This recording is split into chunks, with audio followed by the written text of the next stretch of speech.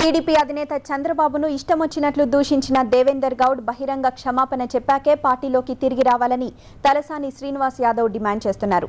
అవసరమైతే తాను రాజకీయాల నుంచి తప్పుకుంటానని, వేరే పార్టీలో మాత్రం చేరేది లేదని చెప్పారు.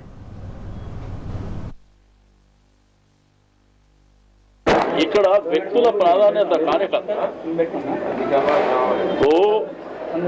ఇప్పుడు అనుకుంటున్న ఆయన ఉండొచ్చు, ఇంకెవరన్నా ఉండొచ్చు.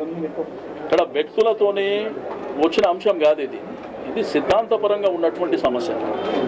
ఇప్పుడు ఇన్ని కటింగ్స్, పేపర్ కటింగ్స్ ఉన్నాయి, ఇన్ని ఎలిగేషన్స్ ఉన్నాయి, ఇన్ని ఎలిగేషన్స్ పెట్టినాయి, ఇవన్నీ ఉన్నాయి.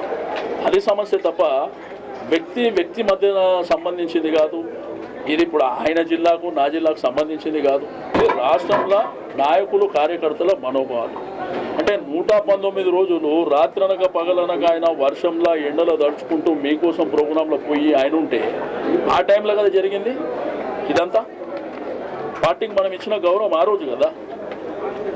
ఇప్పుడు చరిత్రాత్మక తప్పిదం, చరిత్రాత్మక అవసరం ఏందనేది సమస్య. వాళ్ళు సీరియస్గా చెప్పేది క్షమాపణ చెప్పియాలనేది సీరియస్గా చెప్తున్నాను.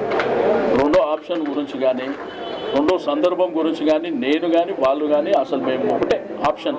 నేను ఇది అడిగింది కరెక్టా రాంగా,